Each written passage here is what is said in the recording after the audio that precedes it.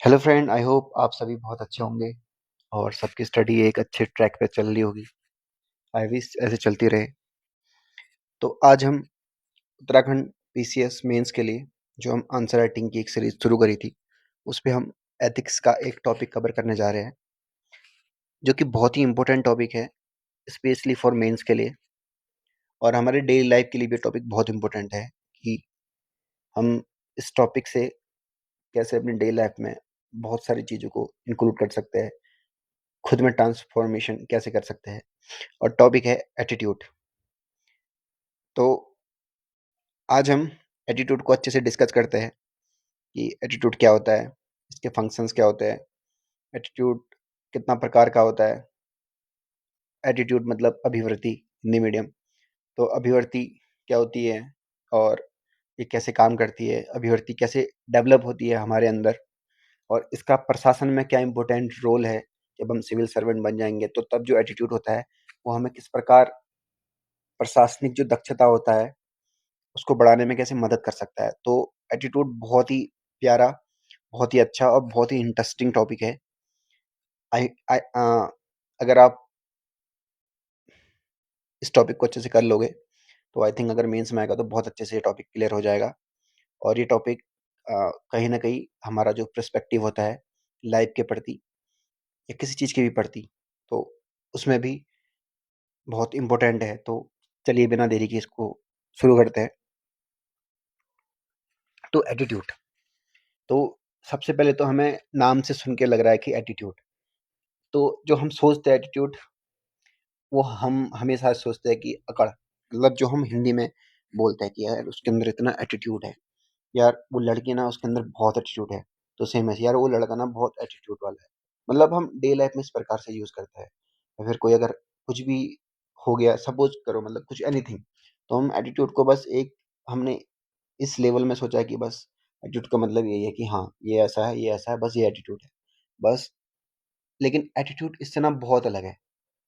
Attitude मतलब अभी मैं यहाँ पे डिस्कस करूंगा तो तब आपको समझ में आएगा कि एटीट्यूड एटीट्यूड एक्चुअली है क्या। मतलब एटीट्यूड हमारी लाइफ को मतलब कैसे चेंज करता है और कैसे हमारी लाइफ में नई नई चीज़ों को जोड़ता है। तो एक्चुअली एटीट्यूड क्या है, अब हम वो डिस्कस करते हैं। अभी तक तो बता रहा था कि एटीट्यूड को हम बस कैसे सोचते हैं। अब रियल एटीट्यूड एक्चुअली होता क्या है, ठीक है। तो जो एटीट्यूड है यानी कि अभिवृत्ति, यह एक मानसिक प्रवृत्ति है, यानी कि साइकोलॉजिकल फिनोमेना है कि हमारा पूरा साइकोलॉजिकल बेस्ड है, मानसिक प्रवृत्ति है। इसके आधार पर व्यक्ति, मतलब कोई भी व्यक्ति, किसी व्यक्ति, किसी वस्तु, किसी घटना या परिस्थिति के प्रति क्या सोचता है, क्या महसूस करता है, या वो कैसा व्यवहार करता है, इस सब के बारे में हमें पता चलता है। लाइक जैसे क्या कहते हैं, एक उदाहरण के तौर पर इसमें देखते हैं। एक एसडीएम के पास दो किसान समस्या लेकर आते हैं। तो जो एसडीएम है वो धैर्य से सुनकर समान समाधान देने की कोशिश करता है। यानी कि कोई अपनी प्रॉब्लम लेके आया और उसने उसका सॉल्यूशन बताया। तो ये हो गया पॉजिटिव एटीट्यूड, यानी कि सकारात्मक एटीट्यूड। अब उसके बाद क्या हुआ, सेकंड सेकंड पॉइंट, जो एसडीएम है वो बिना सुने उसको डांट के भगा देगा। लाइक या वो सुनेगा नहीं, उसको इग्नोर कर देगा। That is called negative attitude, यानी नकारात्मक अभिवृत्ति। तो यहां से हम क्या समझे कि जो अभिवृत्ति एक्चुअली होती क्या है। तो जो अभिवृत्ति होती है कि मानसिक प्रवृत्ति है, जिसके आधार पर कोई व्यक्ति किसी व्यक्ति के लिए या किसी वस्तु के लिए या किसी घटना के लिए या कोई भी परिस्थिति है, ऐसी कंडीशन है, उन सब परिस्थितियों के लिए हम क्या सोचते हैं, हम क्या महसूस करते हैं, हम क्या व्यवहार करते हैं। यानी हम सकारात्मक सोच रहे हैं या हम नकारात्मक सोच रहे हैं, तो वो कहलाता है एक्चुअली में एटीट्यूड, यानी कि अभिवृत्ति। अंडरस्टूड। तो ये तो हम डेफिनेशन लिखेंगे एग्जाम में ऐसे ही, एज इट ऐसे ही एग्जाम्पल में डेफिनेशन लिखेंगे, क्योंकि बहुत ही अ, सही डेफिनेशन है यहाँ तक। देन अब जो अभिवृत्ति होती है, इसकी प्रकृति क्या होती है, यानी इसका नेचर क्या है अभिवृत्ति का। तो जो एटीट्यूड होता है उसकी जो प्रकृति है वो मनोवैज्ञानिक और भावनात्मक होती है, यानी कि वो साइकोलॉजिकल और इमोशनल बेस्ड होती है। ये दिखता नहीं है पर हर फैसले के पीछे छिपा रहता है। लाइक जैसे जो अभी हमने ऊपर एसडीएम की बात करी, अब एक एसडीएम है, कहीं पे बाढ़ आ गई है, तो बाढ़ पीड़ित क्षेत्र में वो एसडीएम गया, तो वहां उसने बहुत सारे इफेक्टिव मेजर लिए, लाइक पहले राहत कार्य करा, या जिनका नुकसान हो गया उनको सहानुभूति दी, या कुछ रिलीफ फंड जारी करा उसी टाइम, और किसी को खाना दिया इमीडिएट, किसी को शेल्टर दिया, आवाज दिया रहने के लिए। तो ये उसका पॉजिटिव एटीट्यूड दर्शाता है, यानी कि उसकी सकारात्मक सोच, वो जो भी काम कर रहा है वो सकारात्मक है, तो ये उसका पॉजिटिव एटीट्यूड दिखाता है। तो जो प्रकृति है वो मनोवैज्ञानिक, वो भावनात्मक, यानी कि उसके अंदर फीलिंग है कि क्या कहते हैं, जो बाढ़ पीड़ित लोग हैं ये अपना जीवन यापन अब अभी कैसे करेंगे, अभी तो सब कुछ इनका जो भी है बाढ़ में चले गया है, तो वो इमोशनली अटैच्ड है उनके साथ, लाइक वो सोच रहा है उनके लिए अपनी जैसा सोच रहा है कि अगर उनके बदले मैं होता तो मैं वहां पे क्या फील करता, लाइक तो इस प्रकार से वो इमोशनली चीजों को सोच रहा है। तो देन अभी रियल लाइफ एग्जांपल वैसे मैंने बता दिया, लेकिन दोबारा देखते हैं और क्या है। ट्रैफिक सिग्नल सिग्नल पर किसी गरीब बच्चे है, उसको भीख मांगते देख मन में दया आना और मदद की इच्छा होना, यह भावनात्मक अभिव्यक्ति का उदाहरण है। लाइक जैसे कुछ भी मान लो, लाइक हम कभी कहीं गए, बस स्टेशन में हम जा रहे हैं, तो हमने देखा बहुत छोटे छोटे बच्चे वहाँ पे भीख मांगते हैं, तो हम उनके लिए माइंड पे 1 मिनट के लिए या कुछ टाइम के लिए हमें दया जैसी भावना आ जाती है, यानी कि फीलिंग्स थोड़ा इमोशनली हम अंदर से टूट जाते हैं कि यार ये बच्चे भीख मांग रहे हैं, काश से कहीं पढ़ते, काश से कहीं रहते, इस टाइप से।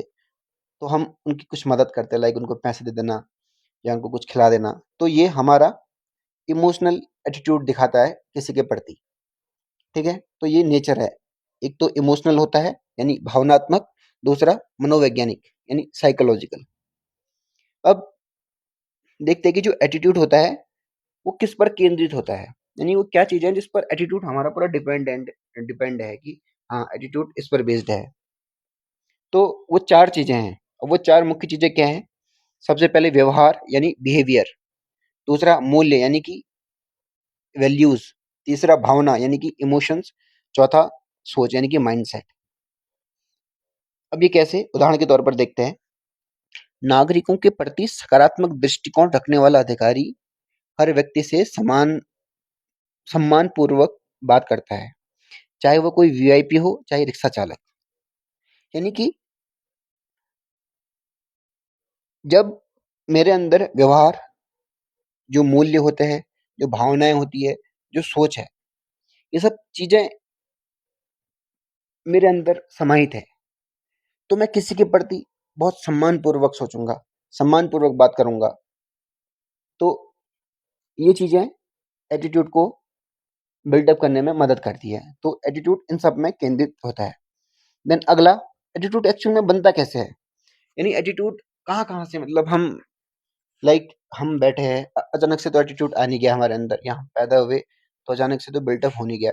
तो जो हमारा इन्वायरमेंट है, जो हमारा वातावरण है, यानी कि वातावरण, कौन सा वातावरण, वातावरण मतलब कि हमारा जो उठने बैठने का तरीका है, यानी कि हमारा जहाँ उठना है, हम कैसे लोग के साथ उठते हैं, हम कैसे लोगों के साथ बैठते हैं, हम क्या करते हैं, हम और लाइफ में क्या काम करते हैं, किसके साथ जा रहे हैं, किसके साथ उठ रहे हैं, तो ये सब चीजें ना हमें एक एटीट्यूड बिल्डअप करने में मदद करती है। हम क्या देख रहे हैं, हमारी अच्छी चीज, हम क्या अच्छी चीज देख रहे हैं, क्या अच्छी चीज ले रहे हैं, सब कुछ ये सब चीजें डिपेंड करती है। तो जो जैसे फैमिली, और फैमिली है तो फैमिली में हम डिपेंड, ये है कि लाइक एक फैमिली है और उस फैमिली में कोई एक बच्चा है, उसको यही सिखाया जा रहा है बचपन से कि ईमानदार रहना चाहिए, हमेशा सत्य बोलना चाहिए। तो वो अपनी फैमिली से चीजें सीख रहा है बचपन से कि ईमानदार रहो, सत्य रहो। तो उसके अंदर जो ईमानदारी है, जो सत्य और जो ट्रुथनेस है, इसकी भावना बिल्टअप हो रही है। वो बिल्टअप कौन करवा रहा है, घर वाले करवा रहे हैं, क्योंकि उसके दिमाग में वो चीजें जा रही है कि हाँ, मम्मी ने कहा, पापा ने कहा कि ईमानदार रहना चाहिए और हमेशा सत्य बोलना चाहिए। तो ये सब चीजें इंक्लूड हो रही धीरे धीरे। लेकिन जरूरी नहीं है कि अगर किसी को ये सब चीजें पहले से बिल्टअप हो रही है उसके लाइफ में, तो वो ऐसा ही होगा। एटीट्यूड समय के साथ चेंज हो सकता है, क्योंकि एटीट्यूड जो होता है वो परिस्थितियों को देखता है, परिस्थितियों के अनुसार भी एटीट्यूड अपने को बदल सकता है। ठीक है, यहाँ पे थोड़ा लाइक डिस्प्यूट वाला कॉन्सेप्ट है कि एटीट्यूड हमेशा एक जैसा रहता नहीं, एटीट्यूड एटीट्यूड हमेशा एक जैसा नहीं रहता है, एटीट्यूड बदल सकता है परिस्थितियों के अनुसार, ठीक है। तो बट फिर भी ये हम परिवार से सीखते हैं एटीट्यूड, लाइक ईमानदार रहना, ये सब चीजें, मतलब बहुत सारी चीजें जो जो हम इंक्लूड कर सकते हैं। देन शिक्षा, हम स्कूल जाते हैं, वहाँ हम बहुत कुछ सीखते हैं। हमें कैसे हमें बहुत सारी चीजें सिखाई जाती है, जैसे संविधान हमें पढ़ाया जाता है, हमें हिस्ट्री पढ़ाई जाती है, तो संविधान से हम बहुत सारी चीजें सीखते हैं, जैसे लाइक अस्पृश्यता नहीं होनी चाहिए और स्वतंत्रता का अधिकार, तो ये सब चीजें हम बहुत कुछ सीखते हैं स्कूली ज्ञान से। और देन सोसाइटी, समाज से भी हम बहुत कुछ सीखते हैं। देन मीडिया, मीडिया से भी हम बहुत कुछ सीखते हैं, लाइक किसी मीडिया वालों ने कुछ न्यूज़ चला दी है और हम वो न्यूज़ देख रहे हैं, तो हमारा जो परसेप्शन है उस न्यूज़ को देख के वो चेंज हो जाएगा। यानी कि हम, अगर सपोज करो कोई न्यूज़ चल रही है, एक्स वाई जेड कुछ भी न्यूज़ है, हम उसको देख रहे हैं, अगर हमारा उस न्यूज़ को देखने से पहले उस टॉपिक के प्रति कुछ अलग रवैया था, हम कुछ और सोचते थे, लेकिन हमने वो न्यूज़ देखी, उसके बाद हमारा रवैया कुछ और हो गया, यानी कि हमारा परसेप्शन चेंज हो गया। तो दैट्स की जो मीडिया है, अ, वो भी हमारा जो एटीट्यूड है उसको चेंज करने में एक महत्वपूर्ण भूमिका निभाता है। देन ऐसी पर्सनल एक्सपीरियंस, यानी व्यक्तिगत अनुभव, लाइक सबकी लाइफ में कुछ न कुछ अनुभव होते हैं। किसी की लाइफ में लाइक बहुत सारे मतलब एग्जांपल्स होंगे, किसी कुछ भी मतलब कुछ भी किसी की लाइफ में ट्रेजेडी होगी, सही हो गया, या फिर कुछ अच्छा हो गया किसी की लाइफ में, तो बहुत मतलब कुल मिला के इन द शॉर्ट की एक्सपीरियंस, हम अपनी लाइफ से क्या चीजें सीख रहे हैं, तो वो भी ना एटीट्यूड को बिल्डअप करने में मदद करते हैं। सपोज करो एक्स वाई जेड एक बंदा है, अ, उसने झूठ बोला, ठीक है, उसने झूठ बोला, तो उस झूठ बोलने के बाद एक उसका उसके साथ एक नेगेटिव कुछ कॉन्सिक्वेंस हो गया, ठीक है। तो वो सीखा ना इससे कि यार मैंने झूठ बोला था तो ऐसा हो गया, तो मेरे को लाइफ में झूठ नहीं बोलना है। आई मतलब मेरे को हमेशा सत्य बोलना है, सत्य की राह पे चलना है। तो पर्सनल एक्सपीरियंस से उसने ये सब चीज़ सीखा। तो ये भी बिल्डअप करने में मदद करता है। एग्ज़ाम्पल, जिस बच्चे को घर में बचपन से सच बोलो सिखाया जाता है, बड़े होकर उसमें ईमानदारी दृष्टिकोण विकसित होने की संभावना ज़्यादा होती है। देखो ना, संभावना की बात कर रहा है। ये नहीं बोल रहा कि हमेशा ही वो ऐसा होगा। अगर ये सब चीज़ें हम यहाँ से हम जो भी चीज़ सीख रहे हैं, हम इन चीज़ों को सीख के हमेशा ज़रूरी नहीं है कि 100% नहीं है कि हम वैसे ही बनेंगे। हमारा परसेप्शन या हमारा जो एटीट्यूड है वो समय के साथ, वो परिस्थितियों के साथ, स्थिति के साथ, व्यक्ति टू हर एक अलग-अलग बंदे के साथ हमारा एटीट्यूड अलग-अलग होता है। तो ये सब चीज़ मतलब वेरिएबल मतलब चेंज होता रहता है, ठीक है? देन जैसे लिखा है कि पैसे गिरे और मिलने पर लौटा देना, बचपन से सिखाया जाता है, ठीक है? तो लाइक सपोज़ करो किसी को ₹100 मिले, उसने लौटा दिए। अब उसको ₹1,00,000 मिल गए, तो एक अ, इंस्टेंट ऑफ सेकंड के लिए उसके माइंड में आ जाएगा लालच कि यार 1,00,000 है, मैं इसको किसी को दूँगा तो लाइक क्या है, दे दूँगा, बट इससे मेरा भी अच्छा हो सकता है। तो वही कि जो एटीट्यूड है वो परिस्थितियों के अकॉर्डिंग चेंज होता है। कोई फ़र्क नहीं पड़ता कि हमने क्या सीखा है, ये सब। बट फिर भी देन आगे जाते हैं। अब जो एटीट्यूड है, इसके कंपोनेंट्स क्या-क्या होते हैं, यानी कि इसके घटक क्या-क्या होते हैं? तो इसके 3 घटक होते हैं।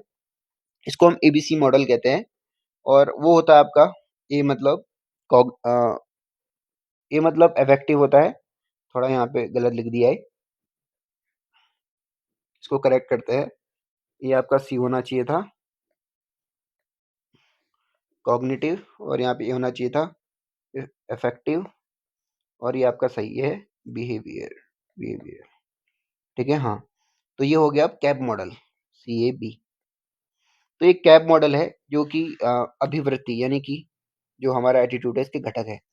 तो कॉग्निटिव यानी कि संज्ञानात्मक, ठीक है, यहाँ पे लिख देते हैं। कॉग्निटिव मतलब होता है संज्ञानात्मक, ओके। देन अफेक्टिव मतलब होता है कि भावनात्मक, भावनात्मक। देन एक होता है बिहेवियरल यानी व्यवहारिक, ठीक है। तो ये तीन चीजें हैं जिसको कैब मॉडल कहते हैं, संज्ञानात्मक, भावनात्मक और व्यवहार व्यवहारिक या व्यवहारात्मक, ठीक है। तो अब एग्जाम्पल की तरह समझते हैं कि संज्ञानात्मक घटक क्या है। जो एटीट्यूड के 3 घटक है उसमें जो कॉग्निटिव, इसका मतलब क्या है, संज्ञानात्मक का मतलब क्या है, लाइक तो एग्जाम्पल के द्वारा इसमें जैसे दिया गया है कि प्लास्टिक प्रदूषण फैलाती है। तो अब प्लास्टिक प्रदूषण फैलाती है, ये मुझे कैसे पता चला? ये मेरा नॉलेज था ना, मैंने कहीं पढ़ा था या मैंने कहीं किसी से सुना था। तो अब जैसे सांप है, मेरे को पता है कि सांप जहरीले होते हैं, तो ये मैंने कहीं पढ़ा था ना, तो ये मैंने कहीं सुना था, तो ये मेरे व्यवहार में पहले से ही इंक्लूड है कि हाँ, कि सांप जहरीले होते हैं, प्लास्टिक प्रदूषण फैलाता है। तो क्या आप किसी चीज़ को जानते हैं या उसको आप क्या कैसे मानते हो? यानी कि हम किसी चीज़ के बारे में हम हमारा जो पहले से परसेप्शन है, हम उसको पहले से जानते हैं कि यार ये ऐसा है करके। जैसे भ्रष्टाचार, हमें पता है कि भ्रष्टाचार खराब है, भ्रष्टाचार गंदा है। तो भ्रष्टाचार के प्रति हमारे लिए पहले से एक परसेप्शन है कि भ्रष्टाचार खराब है। तो ऐसे ही प्लास्टिक प्रदूषण फैलाता है और साँप काटता है। तो ये सब परसेप्शन है हमारे लिए पहले से ही। तो वो आएगा आपका संज्ञानात्मक के अंदर, ठीक है? यानी कि जिसके बारे में हमें पहले से पता है, जिसको हम पहले से जानते हैं कि यार इससे ऐसा हो सकता है। देन अगला भावनात्मक। तो भावनात्मक में क्या होता है कि अब हमें पता है कि प्लास्टिक आपका प्रदूषण करता है, तो प्लास्टिक देखकर चिंता होती है। प्लास्टिक को देखा तो हमें चिंता हो रही है कि यार ये तो प्रदूषण फैलाता है। देन ऐसे ही हमने देखा सांप को, अब हमें पता है सांप जहरीला होता है, तो अब हमें ये भी है कि यार सांप अगर हमें काट देगा तो इससे तो प्रॉब्लम हो जाएगी। तो ये भावनात्मक यानी कि हमारे अंदर एक भावना जुड़ गई उसके लिए कि जब हमने उस चीज़ के साथ उसको समझा तो एक भावना जुड़ेगी। तो ये आपका आएगा भावनात्मक के अंदर। और बिहेवियर मतलब कि हम उसके प्रति कैसा व्यवहार करेंगे। लाइक कपड़े का बैग इस्तेमाल करना। अब हमें पता है कि प्लास्टिक चिंता का विषय है, ये भावनात्मक था, तो हम उसका अल्टरनेट ढूँढेंगे ना कुछ, प्लास्टिक का यूज़ नहीं करेंगे। लाइक कपड़े का बैग यूज़ करेंगे या फिर अ, जूट का बैग यूज़ करेंगे, मतलब कुछ भी, यानी कि हम प्लास्टिक यूज़ नहीं करेंगे। या कुछ ऐसा करेंगे जिससे कम से कम प्रदूषण हो। या फिर जैसे साँप वाली बात थी कि साँप जहरीला होता है, वो मेरे को काट सकता है, ठीक है? तो मेरे को टेंशन थी, उसकी भावना थी, तो अब मैं उस रास्ते से जाऊँगा नहीं, या साँप अगर आस-पास होगा तो मैं वहाँ से भाग जाऊँगा। तो दैट इज़ कि लाइक वो मेरा व्यवहार था कि मैंने उसके प्रति कैसा व्यवहार करा, यानी कि मैं क्या एक्शन कर रहा हूँ। तो एक्शन आ जाएगा आपका यहाँ पे बिहेवियरल में, यानी कि मैं क्या व्यवहार करता हूँ वहाँ पे।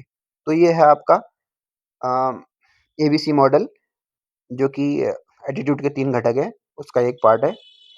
देन अब हम देखते हैं एटीट्यूड, क्या इसको हम माप सकते हैं? तो सेंस ऑफ ह्यूमर है, हम एटीट्यूड को नहीं माप सकते हैं, क्योंकि हम भावनाओं को, हम व्यवहार को, इनसे जुड़ी हुई चीज़ों को कैसे माप सकते हैं? इनके लिए कोई मेज़रमेंट का कोई तरीका ही नहीं है। तो यस, हम जो एटीट्यूड है उसको बिल्कुल भी नहीं माप सकते हैं, ना ही हम एटीट्यूड को जज कर सकते हैं कि यार ऐसा होगा, कुछ भी हो सकता है, ठीक है? तो कोई कहता है मैं ईमानदार हूँ, पर रिश्वत मिलने पर व्यवहार बदल जाता है। इसलिए सिर्फ कथन यानी कि स्टेटमेंट से एटीट्यूड नहीं मापा जा सकता है, ठीक है? तो ये बात हो गई। देन अगला है परिवर्तनशीलता, यानी कि जैसे मैंने थोड़ी देर पहले बताया था कि एटीट्यूड समय के साथ-साथ और परिस्थिति के अकॉर्डिंग बदलते रहता है।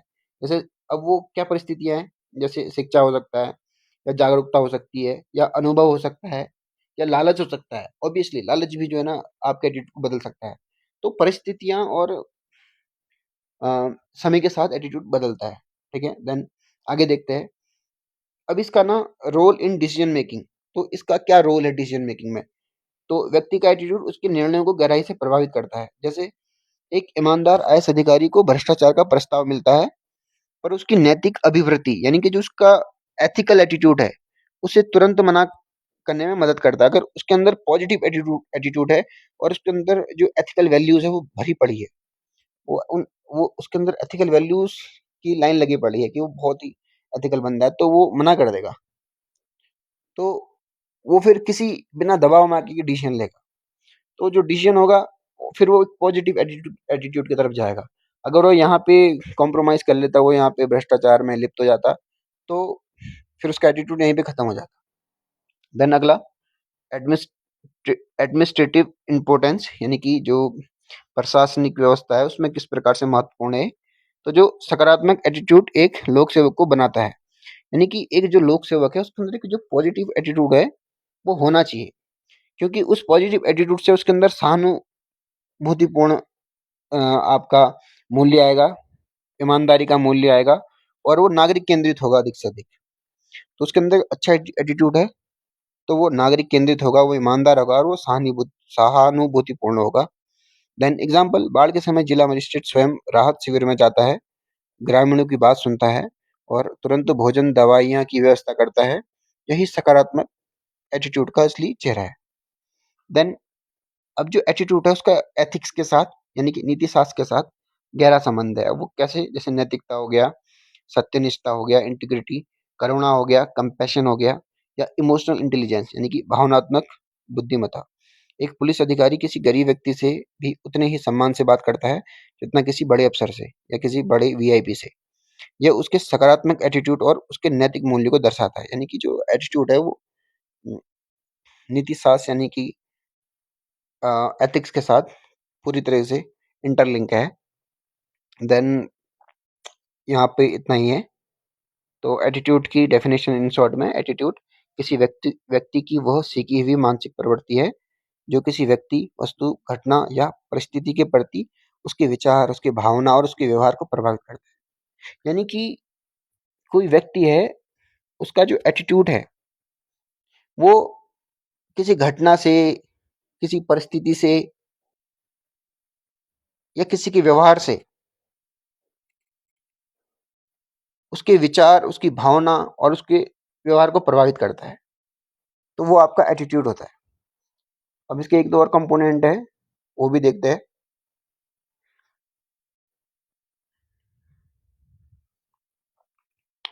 तो ये हमने देख लिया था।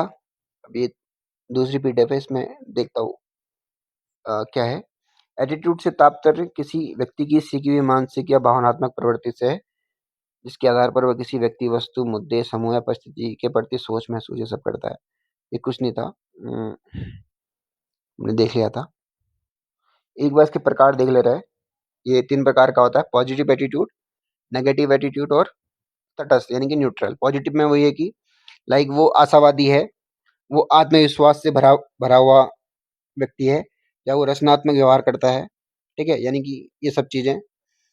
या फिर वो समाधान पर ध्यान केंद्रित करता है, वो कठिन समय में खड़े रहता है और उसका सॉल्यूशन निकालता है। तो एक पॉजिटिव एटीट्यूड एटीट्यूड है, ठीक है। और नकारात्मक एटीट्यूड क्या होगा कि वो निराशावादी व्यक्ति है, वो बिना किसी चीज, कोई प्रॉब्लम आ गई है तो उस प्रॉब्लम से वो बिना लड़े हुए पहले ही नेगेटिव हो गया है, पहले ही वो अपने को उससे पीछे कर ले रहा है, अपनी जिम्मेदारी से पीछे हट जा रहा है, या वो पहले ही नेगेटिव सोच रहा है, ठीक है। तो ये सब चीजें नेगेटिव एटीट्यूड के अंदर आ जाएंगी।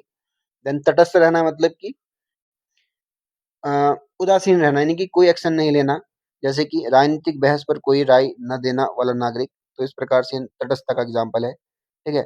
जैसे भारत ने करा है अभी यहाँ पे, न्यूट्रल का एग्जाम्पल बता रहा है कि न्यूट्रल क्या होता है।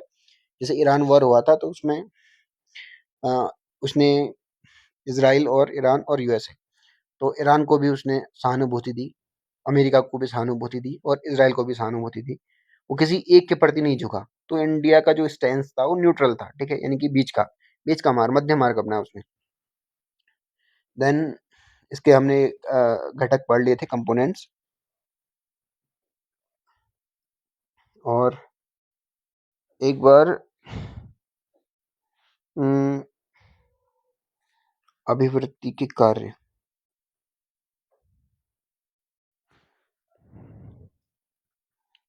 तो ये था हमारा एटीट्यूड। आई थिंक इतना ही है। तो एटीट्यूड हमने कंप्लीट कर लिया। देन इससे रिलेटेड एक केस स्टडी में नेक्स्ट वीडियो में लाऊंगा, एटीट्यूड से रिलेटेड। और इसके बाद जो नेक्स्ट टॉपिक होगा वो एप्टीट्यूड होगा, यानी कि एटीट्यूड और एप्टीट्यूड, ठीक है। तो फिर उस वीडियो में मैं एटीट्यूड और एप्टीट्यूड को कंपेयर भी करवा दूंगा कि एटीट्यूड और एप्टीट्यूड में डिफरेंस क्या होता है, क्योंकि एग्जाम में डायरेक्ट पूछता है एटीट्यूड और एप्टीट्यूड में डिफरेंस क्या होता है। और